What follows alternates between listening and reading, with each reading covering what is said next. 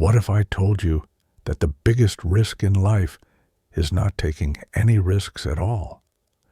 What if I told you that playing it safe is actually the most dangerous financial strategy you could possibly choose? In 2008, Sarah Mitchell thought she was making the smart decision. While her friends were losing their shirts in the stock market crash, Sarah kept her $47,000 life savings in a safe bank account, earning 0.5% interest. She felt proud of her conservative approach, while everyone else was panicking about their investment losses. 15 years later, Sarah's safe $47,000 has grown to $50,600. Meanwhile, her friend who kept buying stocks during the crash, her portfolio is worth over $280,000. Sarah's conservative approach didn't protect her from risk. It guaranteed her poverty. This is the brutal truth that Andrew Craig reveals in Take the Risk and Be Rich. The people who think they're playing it safe are actually taking the biggest risk of all, the risk of staying poor forever. What I'm about to show you will completely flip your understanding of risk and safety. You'll discover why everything you've been taught about financial security is backwards, how the safe choices are destroying millions of people's financial futures, and why the only real security comes from embracing calculated risks that most people are too scared to take. This isn't about gambling or reckless speculation. This is about understanding that in today's economy, not taking risks is the riskiest strategy of all. By the end of this video, you'll understand why the wealthy take calculated risks while the poor seek false security. And, more importantly, how you can flip the script on fear and turn it into your wealth-building weapon. The people who get rich aren't the ones who avoid risk. They're the ones who understand risk better than everyone else. Today, you're going to learn their secrets. Chapter 1, The Safety Illusion. Why your secure job is the riskiest bet of all. Michael Rodriguez thought he had achieved the American dream. After 15 years climbing the corporate ladder, he was making $95,000 as a senior marketing manager at a Fortune 500 company. He had excellent benefits, a steady paycheck, and what everyone considered job security. Michael felt safe, responsible, and successful. Then his company announced a restructuring initiative.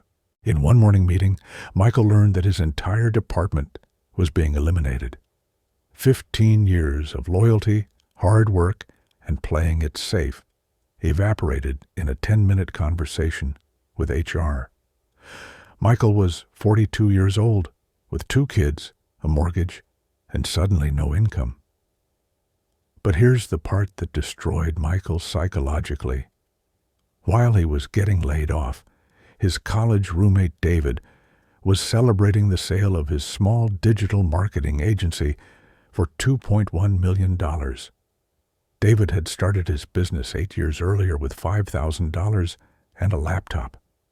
While Michael was climbing the corporate ladder, David was building an asset that he eventually sold for enough money to never work again. While Michael was pursuing the safety of employment, David was creating real security through ownership. This story perfectly illustrates what Andrew Craig calls the safety illusion, the lie that employment is safer than entrepreneurship. Here's the brutal reality that most people refuse to face. Your job is not secure. It never was secure.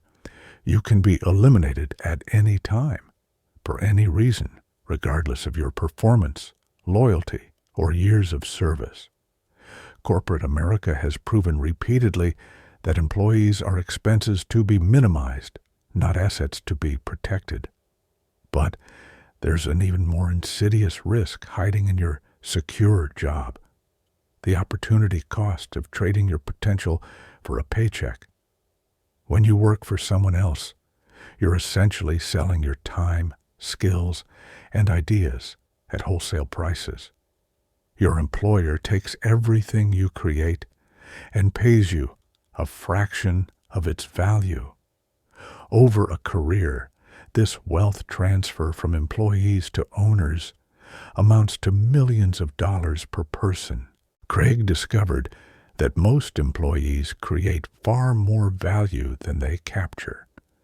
A software engineer making $120,000 annually might generate $500,000 in value for their company.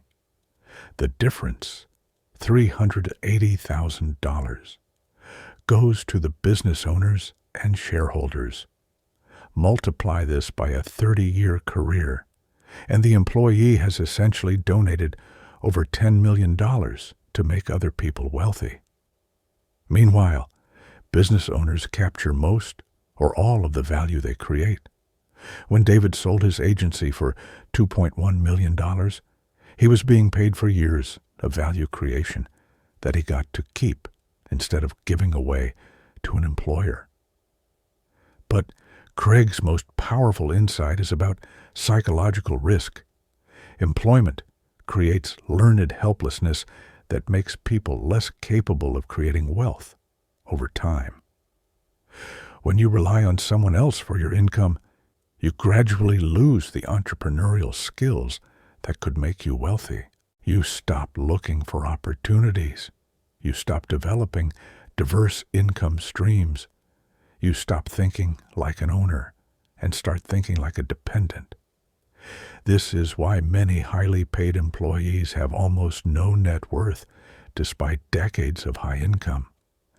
They've become addicted to the false security of a paycheck, never developing the risk tolerance and business skills that create real wealth.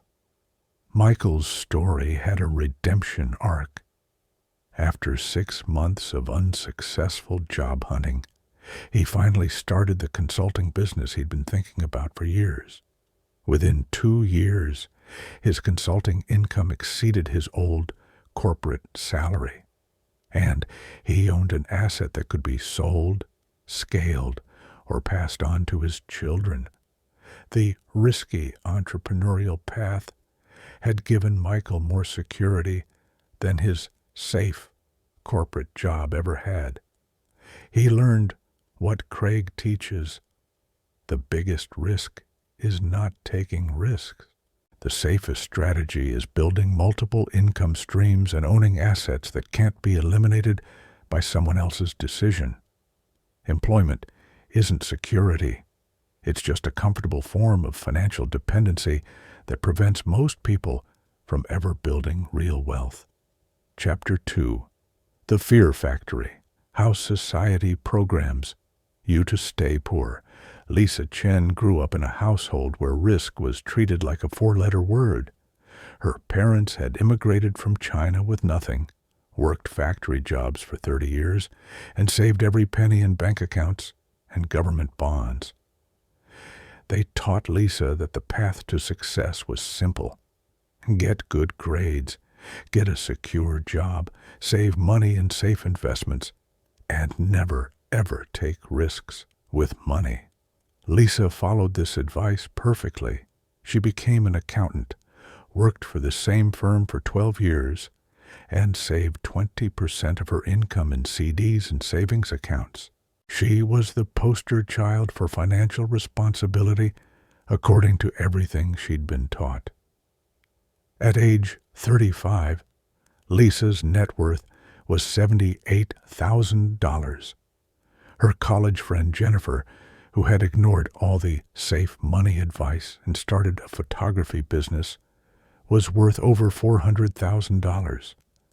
Lisa had been unknowingly trapped in what Andrew Craig calls the fear factory, a system that programs people to equate financial safety with wealth-building failure. Craig discovered that most people's relationship with money is built on fear-based programming that starts in childhood and gets reinforced by institutions that profit from keeping people financially dependent. Here's how the fear factory works. Level 1. Family programming. Most families teach children to fear financial risk because they're afraid themselves. Parents who never built wealth pass on the same limiting beliefs that kept them poor. Money doesn't grow on trees. Rich people are greedy. Play it safe. These messages create neural pathways that make risk aversion feel like wisdom instead of self-sabotage. Level 2. Educational brainwashing. Schools teach students to be employees, not entrepreneurs. The entire educational system is designed to create compliant workers who follow instructions and seek approval from authority figures. Students learn to fear failure instead of viewing it as education. They're taught to seek right answers instead of learning to navigate uncertainty and opportunity. Level 3. Media manipulation. Financial media profits from keeping people scared and confused. They focus obsessively on market crashes, economic disasters, and investment failures, while ignoring the stories of people who built wealth through calculated risks. This creates a psychological environment where taking any financial risk feels irresponsible. Level 4. Financial industry exploitation. Banks, insurance companies, and traditional financial advisors make money by selling low-return safe products to fearful customers. They have zero incentive to teach people how to build real wealth because wealthy people don't need their services. They profit from financial dependency, not financial independence. Craig realized that Lisa had been programmed to confuse safety with stagnation. Every institution in her life had taught her that avoiding risk was more important than building wealth. She had been conditioned to fear the very activities that could have made her wealthy. The breakthrough came when Lisa finally understood that her safe strategy was actually guaranteeing her financial failure. With inflation running at 3% annually and her savings accounts earning 0.5%, she was losing purchasing power every year. Her conservative approach wasn't preserving wealth. It was destroying it slowly and steadily. Even worse, Lisa realized she had developed what Craig calls learned financial helplessness, a condition where people become so risk-averse that they can't recognize or act on obvious opportunities. When her friend Jennifer offered Lisa a chance to invest $10,000 in her expanding photography business at a time when it was clearly succeeding, Lisa said no because it felt too risky. That $10,000 investment would have grown to over $60,000 in 3 years. But Lisa's fear programming made her choose the safety of a 0.5% savings account instead. The fear factory had taught Lisa to fear the wrong things. She was terrified of losing money in investments, but completely comfortable losing money to inflation. She was afraid of business risks, but comfortable with career risks. She was scared of market volatility, but fine with the guaranteed poverty of safe returns. Craig's research showed that most people are trapped in similar fear-based thinking that makes wealth building psychologically impossible. They've been programmed to see opportunity as danger and stagnation as security.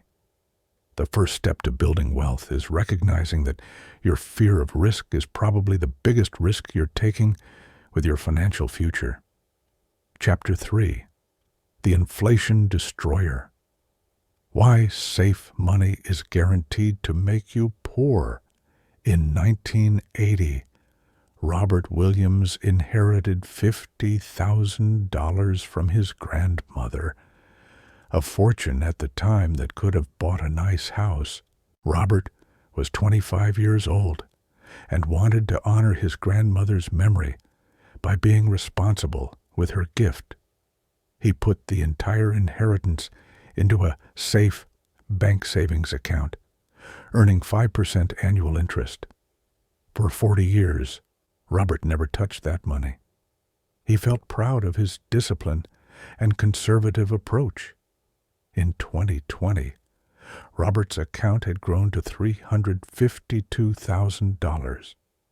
It seemed like a success story, until Robert tried to figure out what that money could actually buy. The house that cost $50,000 in 1980 was now worth $380,000. Robert's safe investment strategy had actually lost money in real terms.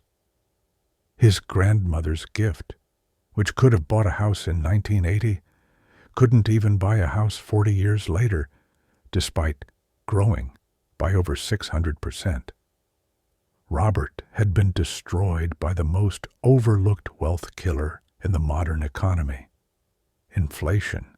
This story illustrates what Andrew Craig calls the inflation destroyer, the hidden force that makes traditional safe investments guaranteed wealth losers over time.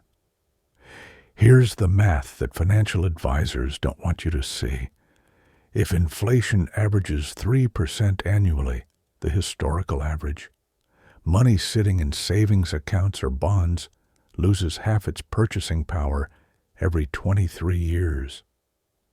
That safe $100,000 can only buy $50,000 worth of goods after 23 years, $25,000 worth after 46 years. Meanwhile, the stock market has historically returned about 10% annually over long periods. That same $100,000 invested in stocks becomes $1.74 million after 30 years, easily outpacing inflation and building real wealth. But Craig discovered something even more shocking. The official inflation rate dramatically understates the real cost of living increases that most people experience.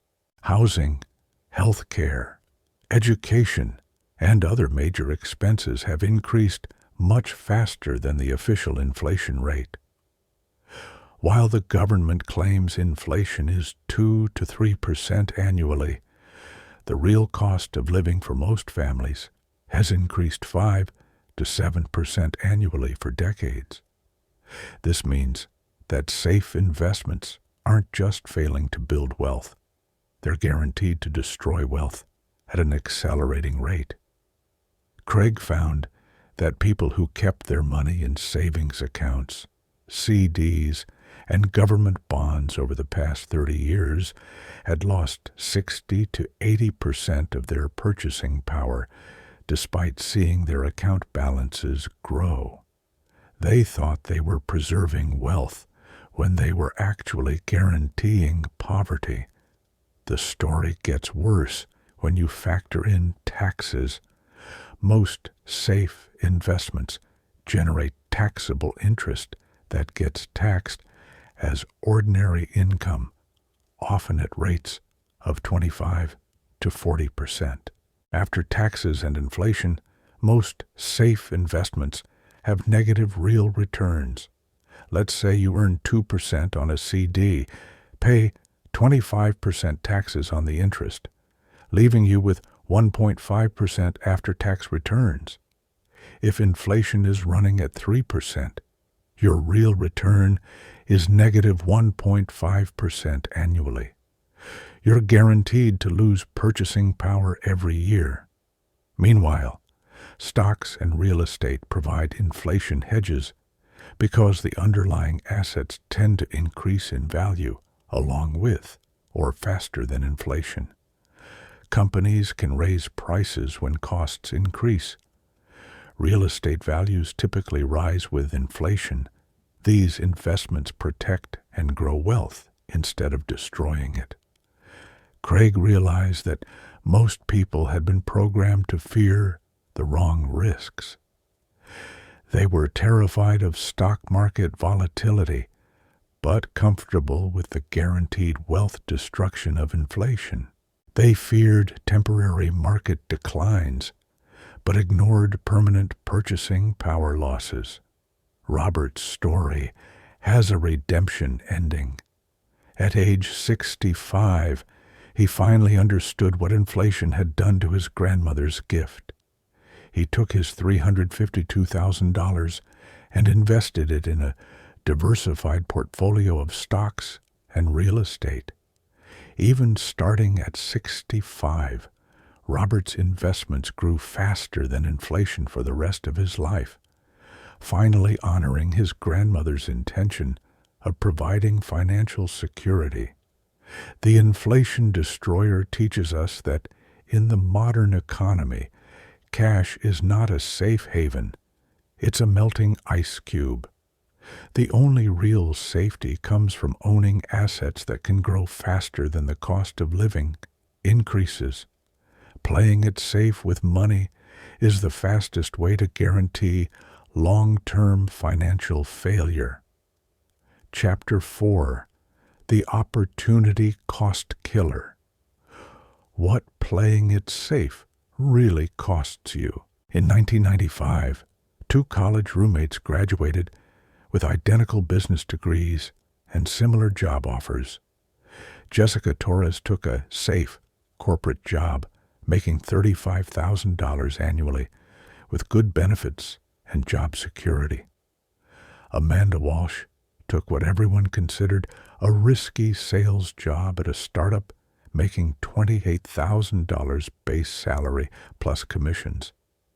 Their friends and families unanimously agreed that Jessica had made the smart choice, while Amanda was being reckless with her career. 28 years later, the results tell a very different story. Jessica climbed the corporate ladder steadily, eventually becoming a director, making $127,000 annually, a respectable career by any standard. She maxed out her 401k, lived below her means, and accumulated a net worth of $540,000. Amanda's path was much bumpier. The startup failed after 2 years, and she had to find another sales job. Over 28 years, Amanda changed jobs 7 times, started 2 businesses that failed, and had several years with very low income. But Amanda also had breakthrough years where she made $200,000, $350,000, and eventually built a business that she sold for $1.8 million. Amanda's final net worth, $2.7 million, 5 times more than Jessica's.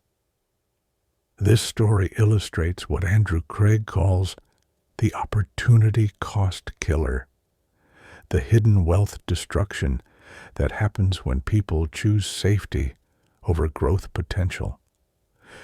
Craig discovered that most people only calculate the obvious costs of risk, the money they might lose if an investment or business venture fails. They never calculate the much larger cost of playing it safe, all the wealth they don't build by avoiding opportunities. Here's the math that changes everything. Jessica's safe path generated steady but limited returns. Her corporate salary had a built-in ceiling based on company pay scales and industry standards. No matter how hard she worked or how excellent her performance, she couldn't earn more than her company was willing to pay. Amanda's risky path had unlimited upside potential. When her sales skills improved, her commissions increased. When she started businesses, she captured 100% of the value she created instead of giving most of it to an employer. When she sold her business, she was paid for years of value creation that she owned completely. But the real difference wasn't just the final numbers. It was the compound effect of taking risks early in their careers. Amanda's willingness to take career risks in her 20s and 30s developed skills, relationships, and opportunities that accelerated her wealth building for decades. Every failure taught her lessons that made her more successful in future ventures. Every risk developed her risk tolerance and business judgment. Jessica's focus on safety prevented her from developing these wealth-building skills. She became excellent at being an employee, but never learned how to create value as an entrepreneur or investor. Her risk aversion actually made her less capable of building wealth over time. Craig found that this pattern repeats across every industry and income level. People who take calculated risks early in their careers almost always build significantly more wealth than people who prioritize security. The opportunity cost killer becomes even more devastating when you consider investment decisions. Let's say both women had $10,000 to invest in 1995. If Jessica put it in safe bonds averaging 4% returns, she'd have about $30,000 today.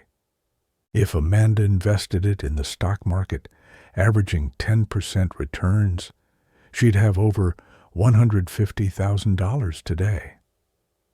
But here's what really separates wealth builders from wealth preservers. Amanda was also willing to invest in higher risk, higher reward opportunities that weren't available to conservative investors. Amanda invested in friends' businesses, real estate deals, and growth stocks that sometimes failed but occasionally generated 10-to-1 or 20-to-1 returns. These outlier successes more than compensated for the failures and accelerated her wealth building dramatically. Jessica never had access to these opportunities because her risk-averse mindset prevented her from recognizing them or acting on them when they appeared. Craig's research revealed that the biggest wealth gaps aren't between high and low earners. They're between people who embrace calculated risks and people who avoid risks entirely. The opportunity cost killer teaches us that the question isn't whether you can afford to take risks, it's whether you can afford not to take them. Every opportunity you don't pursue because it seems too risky is wealth that you'll never build. Over a lifetime, these missed opportunities cost far more than the occasional failures that risk-takers experience.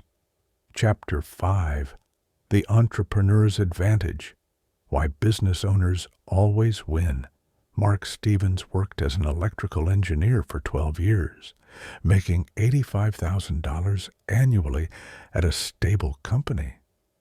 He was good at his job, well respected, and seemed to have a secure career path.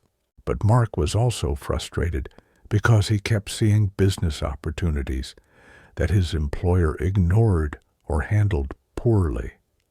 In 2018, Mark made a decision that his friends and family thought was insane. He quit his secure engineering job to start an electrical contracting business with $15,000 in savings and a pickup truck. Everyone told Mark he was crazy. He was giving up a guaranteed $85,000 salary to start a business in a competitive industry during uncertain economic times. His parents begged him to reconsider. His wife was terrified they'd lose their house. 5 years later, Mark's electrical contracting business generates over $400,000 in annual profit, and the business itself is worth over $800,000. Mark makes 5 times what he used to make as an employee, works fewer hours, and has built an asset that provides security his old job never could have offered. This transformation illustrates what Andrew Craig calls the entrepreneur's advantage, the systematic reasons why business owners almost always build more wealth than employees, even when employees have higher starting salaries. Craig identified 5 distinct advantages that entrepreneurs have over employees in building wealth. Advantage 1: unlimited income potential. Employees trade time for money at rates determined by their employers, no matter how hard they work or how much value they create. Their income is capped by salary structures and company policies. Entrepreneurs capture the full value of what they create, giving them unlimited earning potential. Mark's engineering salary had a ceiling around $110,000, the maximum his company paid for his position. But Mark's business income has no ceiling. As he serves more clients and builds a stronger reputation, his income can grow indefinitely.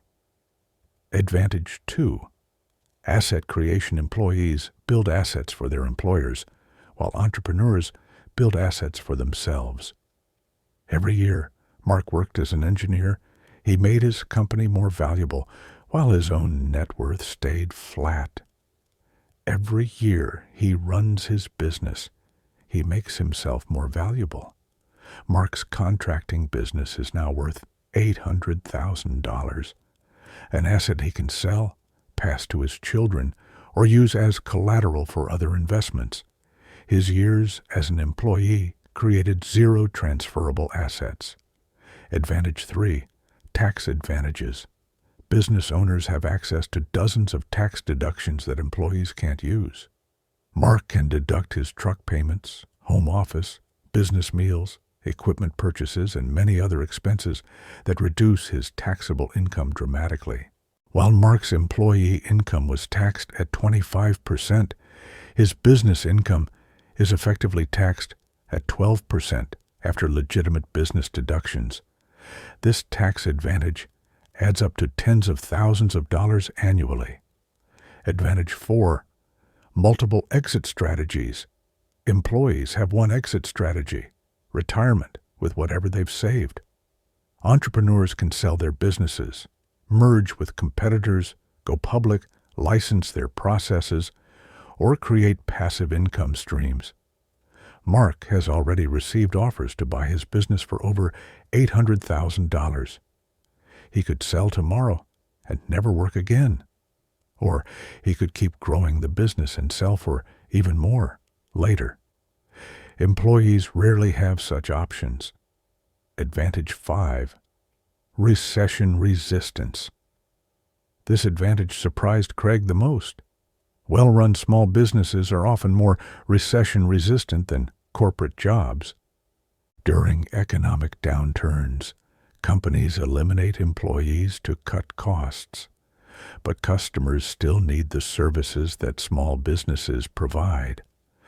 During the 2020 pandemic, Mark's business actually grew because people were spending more time at home and investing in property improvements. Meanwhile, many of his former engineering colleagues were laid off or had their salaries cut. Craig discovered that the entrepreneur's advantage compounds over time. The longer someone owns a business, the more advantages they accumulate.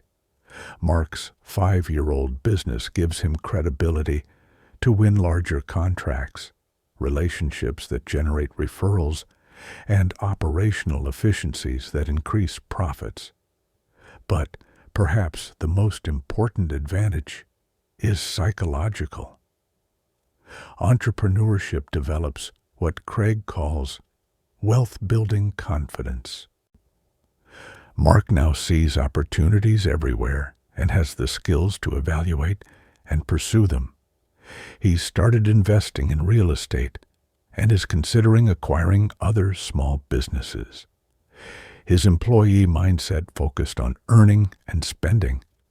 His entrepreneur mindset focuses on building and acquiring assets that generate passive income. The Entrepreneur's Advantage explains why most millionaires are business owners rather than employees. It's not that entrepreneurs are smarter or luckier. They just have structural advantages that make wealth building easier and faster. Craig's most powerful insight. You don't need a revolutionary business idea to capture the entrepreneur's advantage. Mark's electrical contracting business wasn't innovative, but it gave him all the wealth-building advantages that his engineering job couldn't provide. The entrepreneur's advantage is available to anyone willing to exchange the false security of employment for the real security of ownership. Chapter 6. The Investment Courage. Why Scared Money Never Wins. In March 2020, as COVID-19 crashed global markets, two investors with identical portfolios made very different decisions that would define their financial futures. David Park had $200,000 invested in a diversified stock portfolio that lost 35% of its value in 4 weeks. Terrified of losing more money, David sold everything and moved his remaining $130,000 to cash, planning to wait until things stabilized before reinvesting. Maria Gonzalez had the same portfolio and the same losses, but she made the opposite choice. Despite being equally scared, Maria borrowed $50,000 against her home equity and invested an additional $80,000 during the crash, bringing her total stock investments to $210,000 at rock-bottom prices. By December 2021, David's safe cash position was still worth $130,000. Maria's risky doubled-down investment was worth $485,000. Same starting point, same market conditions, but Maria ended up with nearly 4 times more wealth because she understood what Andrew Craig calls the investment courage principle. Craig discovered that the biggest factor separating successful investors from unsuccessful ones isn't intelligence, education, or inside information. It's the psychological courage to invest when everyone else is selling. This principle goes against every human instinct. Our brains are wired to avoid losses more than we seek gains, which means most people make exactly the wrong investment decisions at exactly the wrong times. They buy when markets are high and optimism is everywhere, then sell when markets are low and pessimism dominates. Craig studied market crashes going back 100 years and found an unbreakable pattern. The investors who got wealthy were those who bought assets when everyone else was desperate to sell them.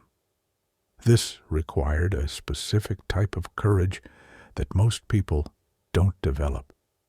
The story of Warren Buffett during the 2008 financial crisis perfectly illustrates investment courage in action.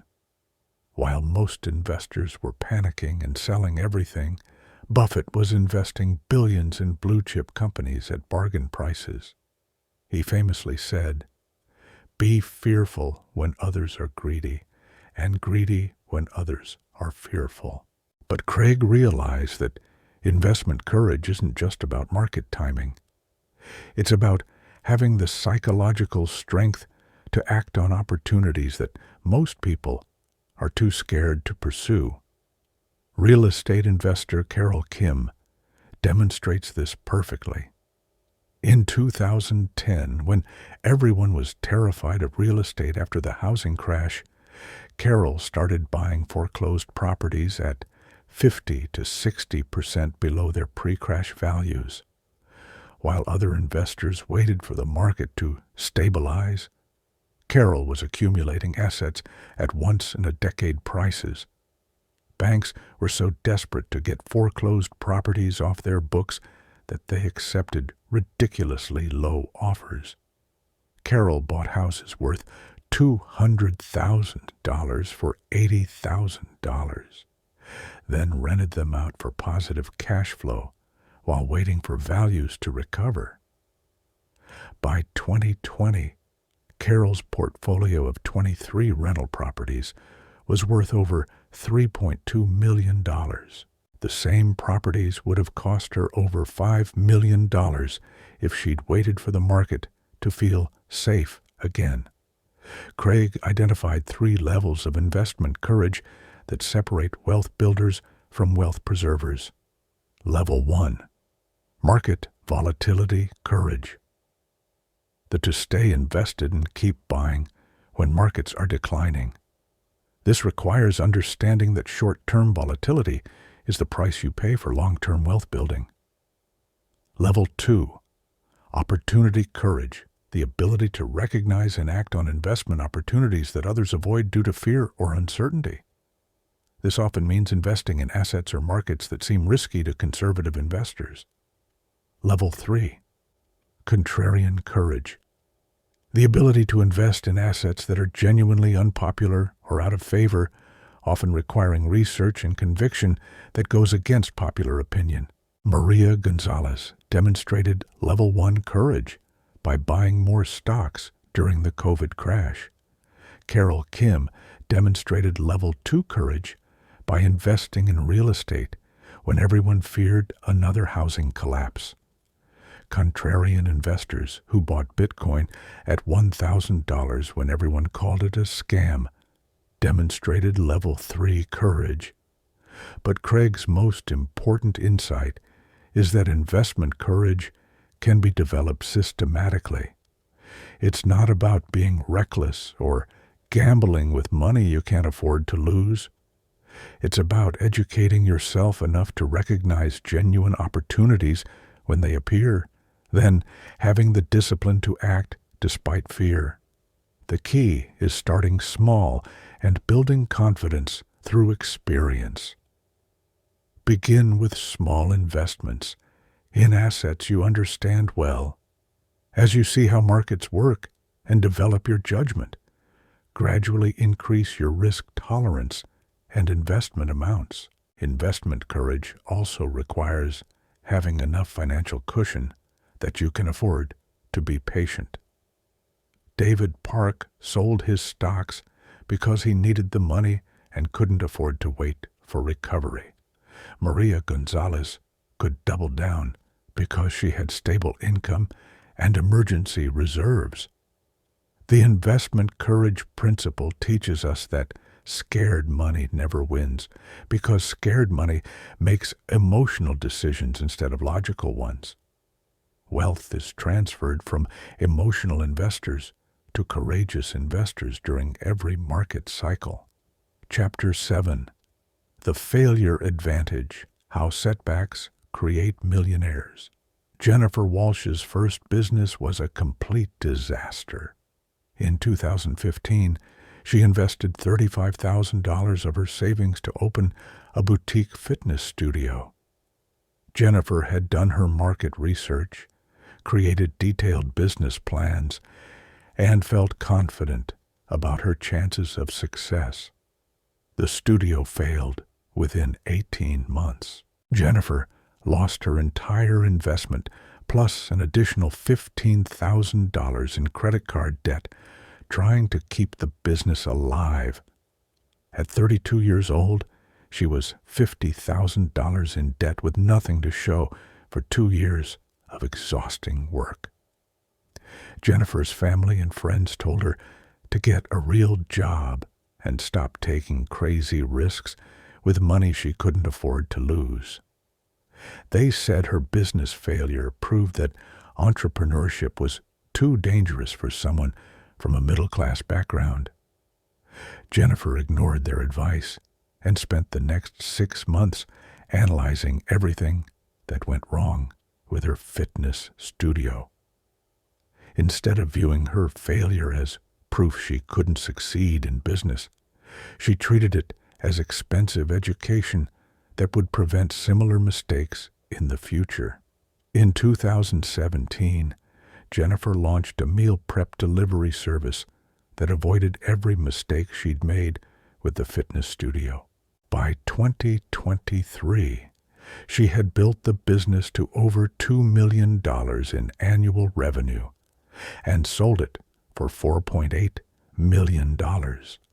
Jennifer's story illustrates what Andrew Craig calls the failure advantage, the counterintuitive truth that business and investment failures often create the knowledge and psychological resilience required to build substantial wealth.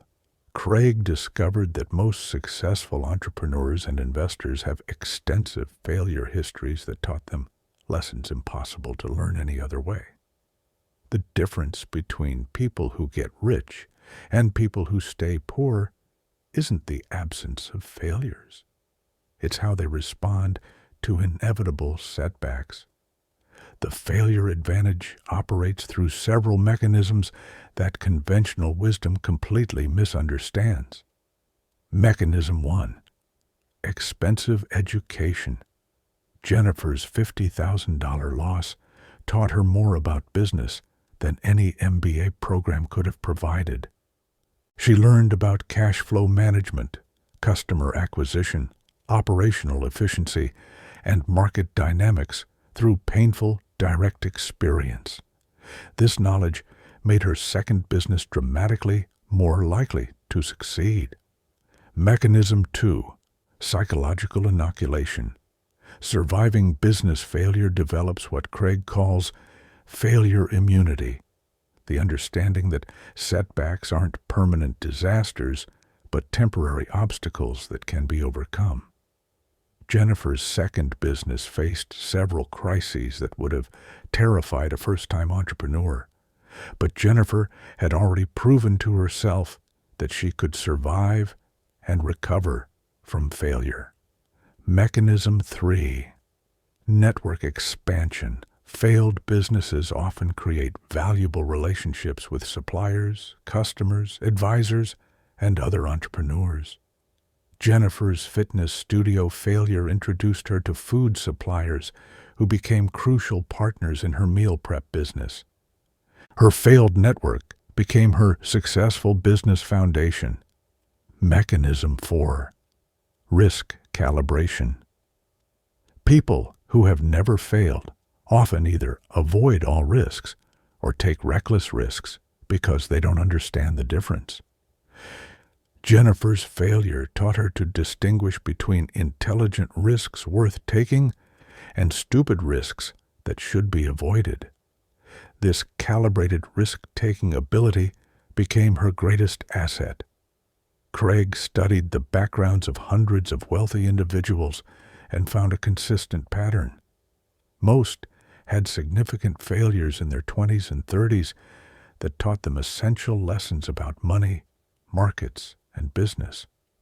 The failures weren't obstacles to their wealth. They were prerequisites.